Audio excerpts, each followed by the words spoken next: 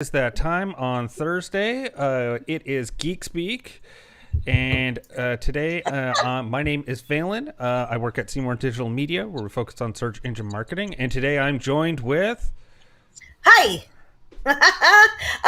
I need to pull us up on the screen because I can't see myself, which is weird because I'm on the other side of the fence Yes. today, not in control. It's very hard. I'm in control. So today, hey Phelan, what are we talking about? What are we talking about today? We are talking about the important settings that are happening in your Google Ads account, especially when you're setting up, because there are little secrets that are in there that you need to make sure that you've done the right things to make sure Google doesn't sneak extra, changes to your account, and you're wondering why all of a sudden your traffic has just cratered. So, if many of you don't know, we do this every Thursday. We get on here, we talk about something marketing. And Phelan and I are partners in crime and love, I like to say, which is just my fun of saying we sometimes argue about things we shouldn't, like work. But both of us have come up with this thing that's been going on for us, which is a lot of people have been getting a hold of us because they're like, I've had my Google Ads account for, years. I've been doing it myself. It's all been working, and now it's not. And I don't know what's happened. And so we wanted to get on and get really into the weeds here because Phelan and I do this daily and talk about Google Ads because I think, well, you enjoy Google Ads, don't you, Phelan? Favorite Yeah. part of your job?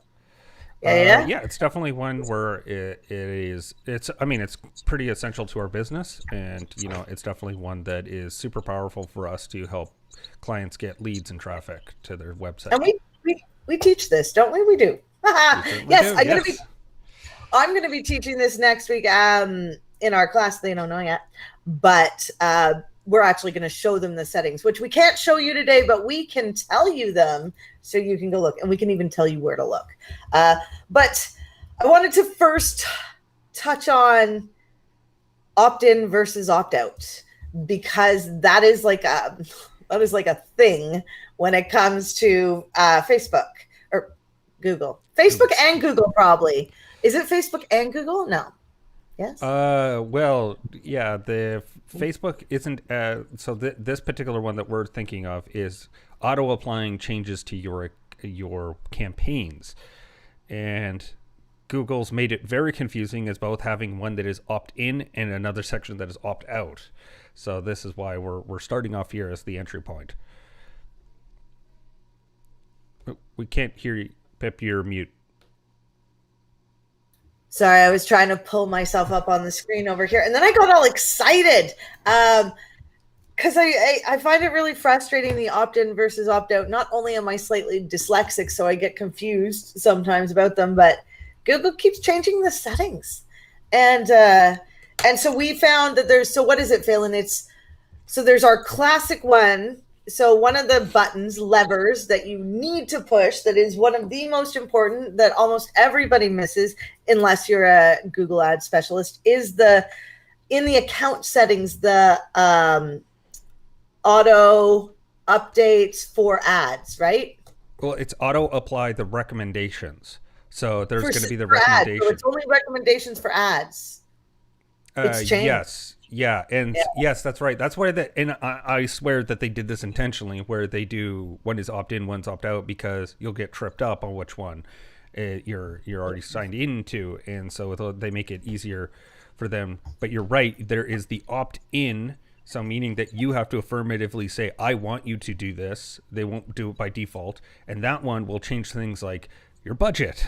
And it's in the recommendation tab. So it is super dangerous because as most Google Ad specialists will talk about, if you go Google it at all, their recommendations are really good for Google, but they aren't necessarily very good for you as a marketer, because remember, Google gets paid off of the click, not necessarily the conversion. So they get. Yeah, so they get paid, and they don't care what happens after the person clicks. So their incentive is to, increase your budgets. Maybe do campaign targeting, or there's never enough budget. Well, then we'll talk about this in a bit, but then there's the so now Google's done in the last year. Okay, well, we should talk about this now. In the last year or two, Google has an optimization score on the account, and so if you're a business owner and you log in, and they're telling you, oh, you could get a better score if you did this or did that, but the scores are terrible, irrelevant, and used to make them money. It's not in the best interest of the business owner. So that I find that really interesting that they're doing that because they make my job harder. And Yeah, they do a lot of like using Yoast, and they kind of gamify so you see like a little progression bar, and you're like, oh, I'm at 70%. I could get up to 100. Yeah. And it does light up and move when you click the button, which is, I find that's where my little rush of dopamine happens. Like, ooh, I might have done something right? Okay, so those are things to watch out for. And I know we're being a little disparaging of Google, but we do love that we get to advertise. So let's just put that out there. We love that Google has this service. So there's other things that we need to account for, which are tracking, and tracking matters, right? So this is where, a lot of businesses don't set up their conversion tracking. And that's where you get into that hot water of spending money, because more clicks should in fact get you more calls, but they don't, or more leads, but they don't, because you have to have the right traffic, right? And I think that's why we don't do the automated things. Because I think the automated features in Google Ads bring you a lot of traffic, but there's a lack of control, and it's not that targeted traffic, right? So yeah. So a lot of when I was doing research into people talking about smart shopping campaigns and smart search campaigns, because they were trying to test, like, you run an experiment if it's A/B. And a lot of what I'm hearing from people that are doing these tests is that basically automation, like having it be the smart campaigns, works well if you are a well-established type of business where Google knows a lot about people who, buy women's shoes. Say you're doing a smart shopping campaign and you've got a lot of data on what kind of people are doing that in your Google Analytics. Then Google will provide you some good results because it has something to work with. Whereas if you're doing it on maybe you're in a new type of business and Google doesn't really know how to market your stuff, then you're going to have a harder time. The same with the smart search campaigns. If you're an established, like a tree service company, has a better time because Google knows who's hiring for what's the copy that works, they know a bunch of these parts, so it's more established. It's true. So that's and there's lots of different types of campaigns you can make, which it's really interesting, because if I was a new business owner or a business owner and I decided to use Google Ads, when I logged into Google Ads, I would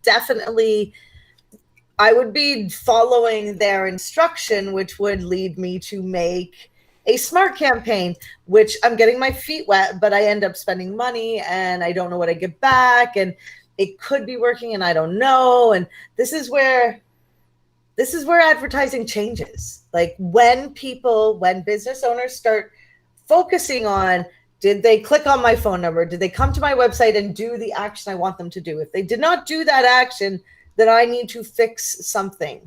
Right? If 100% of people land on my website from an ad and I don't convert, well, it's the damn website that you need to fix. And that's either the button's in the wrong place, the text is wrong, the color, I don't know. Could be anything.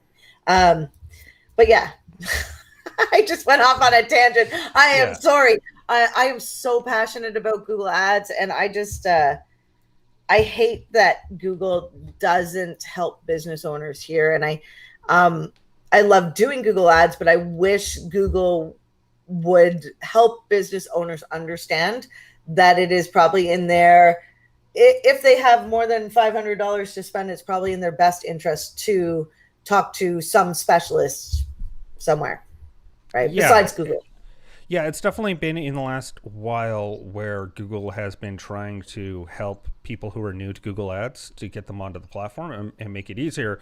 But the problem is they kind of they let themselves their incentive took over from making it super easy for people. So instead of making it easy for people to be setting up all their tracking, setting up they didn't make these things necessarily easy for someone to be empowered. They just made it so that you can basically put in your credit card and then stuff comes out the other side, and they're not very clear about how these things are working together. Yeah. Well, this is the conversion tracking, so that's very, very important. There was a woman we had on here a while ago who talked about Google Ads. I follow her, actually. She's pretty amazing.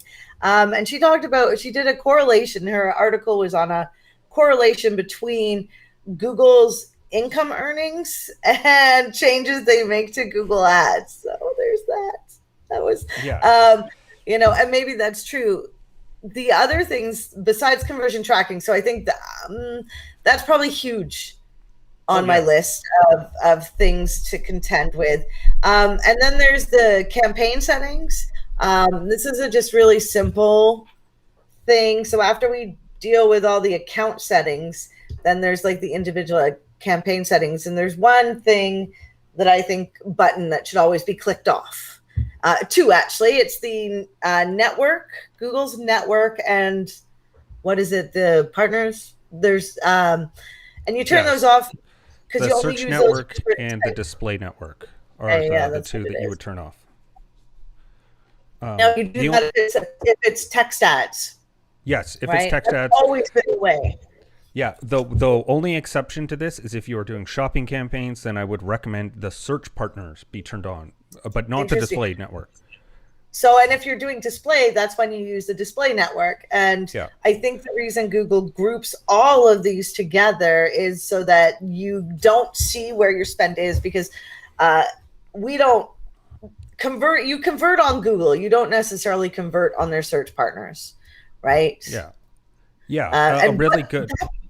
That being said, we have a client and they said they don't know how their ad showed up on Used Victoria, which is our Kijiji, or it's very similar to Craigslist. And their ad showed up at the bottom. And that's because of search partners. So maybe for some companies it might work, right? Yeah. So it definitely, it's one to experiment with, but the biggest thing is that we've seen that it just doesn't perform as well as just having the pure Google network, because a quote that I heard that I really liked from the Marketing O'Clock guys was Google Ads, it only captures existing knowledge. So people know about your product, opt in, and you're just trying to get to the front to make sure you get their attention. So people have to know what they're searching for. So that already makes it that you're in a better position to be found. Yeah, some people will call the Google search passive marketing, which I find really weird because I find it intention based. Yeah. I am looking for something, I get something. I get what I'm looking for. I'm looking for a plumber. I find a plumber. I'm looking for, what I mean? And the only times I do extra searches is because what I type into Google and what Google understands are different, right? Are you looking at the time? Are we running out of time? No, we're halfway, so don't are we? Yeah, so I think one of the other ones that we wanted to mention that was super important for the campaign settings is the ad rotation. That's a big one for us that we've made sure that you want it to indefinitely rotate. And I found the same thing as well for Facebook ads as well, that they love just focusing in on whatever works. They want that one to work. So an analogy I heard is that ants, when they go looking for sugar, basically they kind of spread out, but as soon as one of them finds a food source, they all just zoom in on that one. And kind of the ads are the same way, where they hyper focus on one at the detriment of finding maybe there's another one, but we didn't rotate enough to find that one that works. So you have to watch out for that.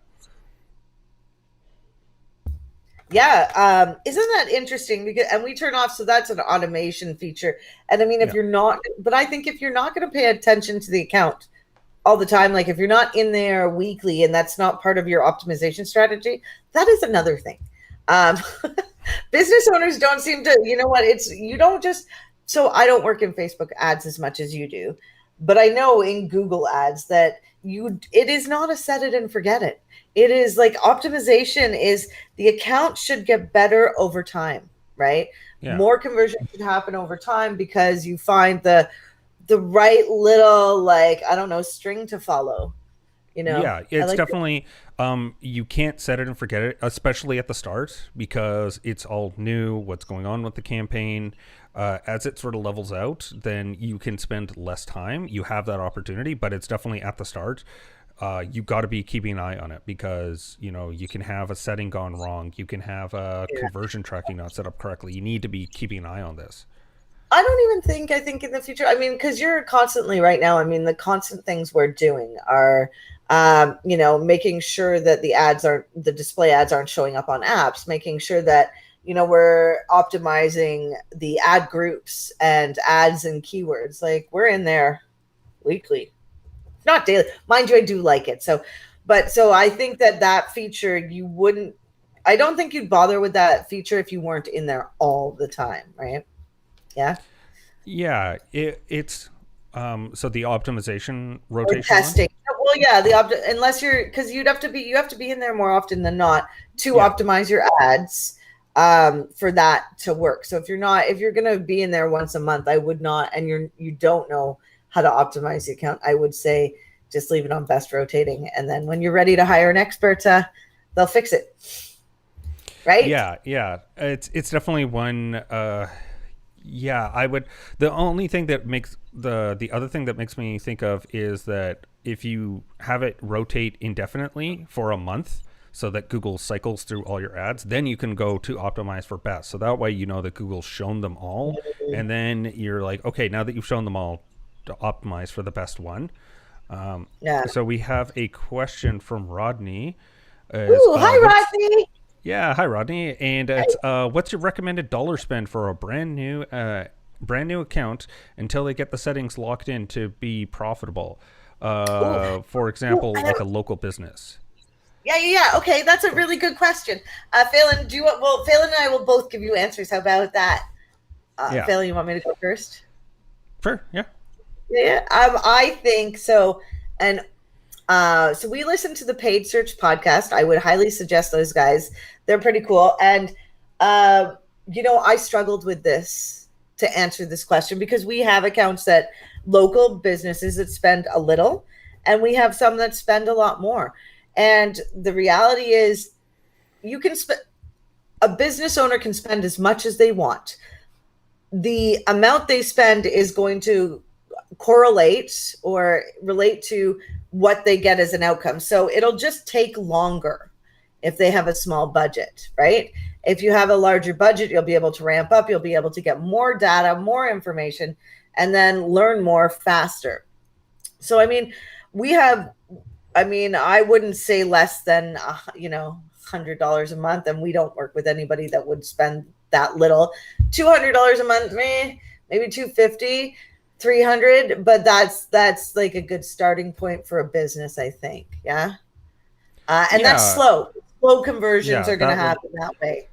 Yeah, I would say that you would. I mean, of course, I'm going to use the famous "it depends," and the thing it's going to depend on is going to be what's the cost per click on a search term. Like, is it, we have like tree service companies here. It is $150 for emergency tree service. So that's So one do we click. want to bid on that? And that's So the thing.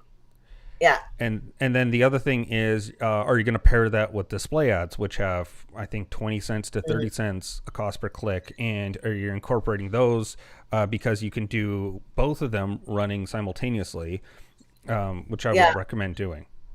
Such a good question. I would also give you the tip of there's when you pick a lot of keywords, there's going to be options. So if they have a smaller amount to spend, then do manual bidding. We did not put that on the Yeah. list. That's huge. So Yeah. manual bidding is what you pick as your option. And then you put it as 0.01 cent.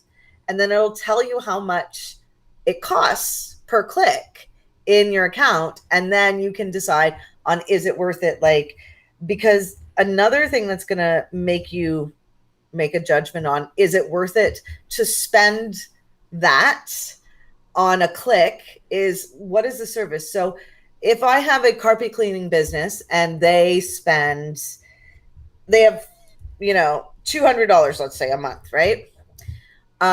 And when they get a client, that client spends $200, right? Is it worth it to spend $100 on a click? No, because the lifetime value might not be there. Like that client might not come back. Like a moving company, you use a moving company once in like 5 years or 10 years, right? So, and you're not likely to think, oh, unless they were so great, because businesses change in that amount of time. So it depends on the business. It depends on the cost of the click. And my tip is don't let your client decide the cost per click. Don't tell them that's not for them, because I learned that the harder way. I mean, you could ask them, like, if it's a real estate agent and are they willing to pay $25 for that keyword? You could ask them that, but don't, get into detail of that. Yeah, and it also goes back to, are you an established type of business where you could actually calculate what is your cost per acquisition? Because that will also really matter. Is if you can figure that out, especially before you get started. If you're a newer bit, like if you're a new business with a new product type, then that's going to be harder to figure out how much ad spend it takes to get someone. And so that's super important if you can figure it out, because Google does have that as a setting. And I know that that's one of the premier ones, is that the cost per acquisition is, if you can figure out what that is, then go for that one. The longer you have in a Google Ads account, the better. Just saying, like the better your ads, the better your account will do, which is, interesting. And so budget wise, this is how you can figure out budget, or how you could tell your client what a budget is. You can see you need 10 clicks for, say, one conversion, right? Or one visit to the site. And you need 10 visits to the site to get one customer. Or, you need 100 visits to get one customer. So that way, so basically 10 times, what it takes to convert. So you ask your client, like, how many, like, when people call, what is the percentage of people that convert on the call, right? So if they say 100%, then, so yeah, you just play with numbers like that and work through what you think your client can spend. And that's what I would say. And just remember, the account is divide the budget by 30.4 and you have your daily spend, right? Yeah. I'm so excited with this stuff. Well, and it's also, like you were saying, it's kind of like you break down the funnel of, like, how many, he's saying that if they say that they close 100%, then they're lying. Which, well, yeah. Well, then they're not tracking it. They're not lying. They're just not tracking it, because hindsight is 20/20, right? Or it's like the famous they get the doctors who, like, they wash their hands before surgeries and stuff, and they're like 100% of them said it, and they recorded the filmed them, and it turns out it was 75% were doing it. So there, you can tell yourself a narrative that's like, I close everyone, and you just forget all the people that you don't close, because why would you remember that? Just people have different perceptions of, so 100% to some people is literally 100%. 100% to some other people is like 80%. They just filter out those people. They just never even keep them in their memory. So they're not lying to themselves. They just didn't log it. I taught a beginner class on Google My Business, and I talked about all the things you needed to do. And then this person asked me at the end of the class, they said, well, I'm doing all the things, so what am I doing wrong? And then we literally went to their account, and they weren't doing any of the things. So perception, I don't know. People just they don't track it, or they don't listen or something. Yeah, fair. So Rodney was also asking if $20 a day would be a good amount to get started. Yes. Yeah, that is a great amount to get started. Yeah, that's tons of data. If you're a plumber or a mover, that might be harder. So it depends on the competitive nature, but I would say $20 is I would love that budget. Yeah, that's a healthy amount of budget for you to get $600, some right? data in it and Yeah, yeah. figure out. And of course, it depends on the cost per click. Like, are you willing to spend like the entire day's budget on one click? But if it's targeted enough, will that convert? So, all these things you have to weigh out, and when you're doing the ads. Yeah. Yeah, it's a good questions. I honestly, I will say that, if your clients are budget conscious, really tell them you can get them on Bing for a third of the price. Yeah. Yeah. Right? The only problem as a ads manager in that sense is then you're going into two different accounts to optimize them, right? And so that's going to take doubly as long. I'm not sure. I know there's a click of a button to set up a campaign between Google and Bing. However, I don't think there's a button to optimize it the same way, nor do I think you might not want to either, because they would perform differently, different keywords, different. Yeah. Yeah, and also Bing has a much more aggressive auto apply suggestions that, yeah, they write ads for you, like it's much more aggressive than the Google one, and so be very careful about that as well, because they I don't know why they decided to do it, but they have a pretty aggressive. I'm going to be self-toting here. I have a friend who her husband owns a business and they have a Google Ads account. They've been running it for years. She does it herself and that's cool. And she's one of the people that called us and was like, I don't know what's happening. All of a sudden their account's spending tons and they're spending way more money and not getting as many jobs. And it's just weird. And yeah, we just went in there and just clicked a few buttons and they got double the conversions for half the money in like a couple weeks span. It was, I felt like I did a good job, but so that's why you hire an AdWords person. I think that's why AdWords is a great profession, if you can get through all the hubbub of it all. Also, their partners account they are, as much as they are also playing with small business owners, they're also playing with people that are partners that are setting up. Partners. Yeah, so you get this for a prize. Yeah, and they have some perks, but they've also been playing with it where your optimization score that we talked about at the start of this would also be tied to whether you were a partner. I don't know if they're doing that. So they made this rule. They backed down.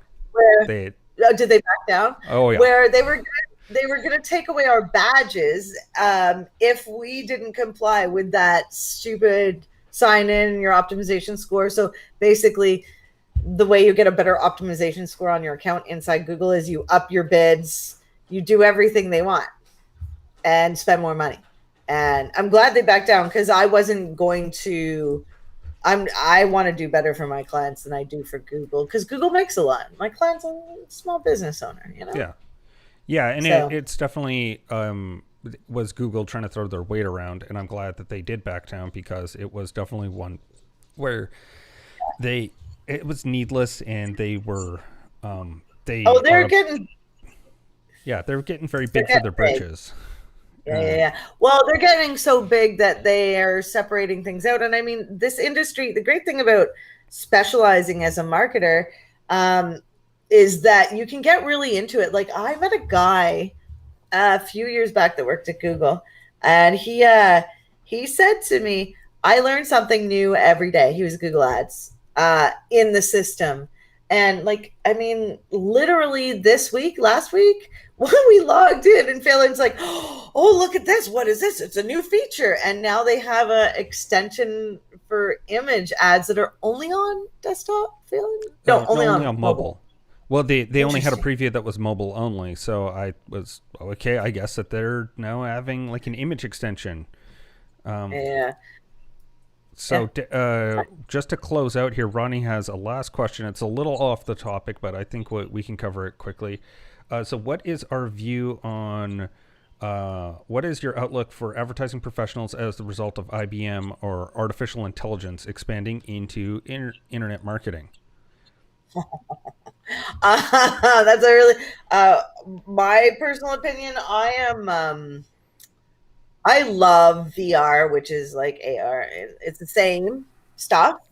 Um, and I think it's the future. I can't wait to get into it. I'm having a meeting with some people who are doing voice search stuff, and I'm having a meeting with them next week on Google. So, uh, marketing is changing.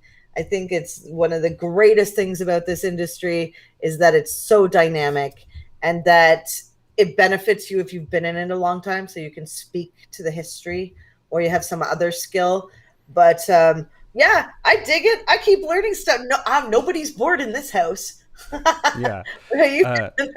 So my view is that artificial intelligence has a long way to go if they think that they're going to be doing things like creating compelling videos, writing compelling copy. They have a bit of a ways to go. They're still straddling the uncanny valley where they kind of get it, but they don't get the subtleties of like human expression and emotion. Straddling the uncanny. Are you kidding me? That was awesome. Yeah. So I don't think they're quite there yet. I think that there's a potential, and like many things that are automation, there's going to be some good aspects, but I think that it's also going to help you with coming up with ideas for copy. It's going to be helping you with like, it's going to enhance Snazzy? it. Yeah, so Snazzy.ai, Snazzy. yeah. We're not promoting anybody here. We did not buy it, but check out Snazzy.ai because Well, they're cool. well, There's a lot they've of got automated acquired. content. Yeah, they got acquired by Unbounce. So they'll Oh be yeah, that's right. integrated. Yeah, so there's definitely ones with the GPT-3 and other like artificial intelligence with text writing that it's good, but it still has a long way to go. Not there yet. That's like the smart campaigns where we've already seen a lot of this, and this is where our job we get more specialized. And I mean, Mum is coming. If you don't know Yeah, what that is, you're gonna have to join us for another live. And if you really want to know what it is, type in new algorithm update from Google called Mum. Phelan, we're out of time, man. we certainly are. Yes. Do you know what's going on next week? You're gonna go Uh, look now. Oh, no, I wait. did have it open. It was Oh, no, don't worry. Oh, you have it open. It's not, yeah. Greg, it is It's not up yet if you're here. so it's the differences between custom and child themes is what I've got here in my notes, and Website that stuff. yeah, website stuff. And so that will be next week. And until then, it's been awesome talking to you guys. And Yeah. my name is Phelan with Seymour Digital Media. And I'm Pip. I'm Pip, Seymour Digital Media. Guys, our company is owned by Fuzz Marketing, just so you know. Anyway, that is a story for another day. If you have questions, pop them in the comments and we will come back and answer them. Okay. yeah, Bye. bye.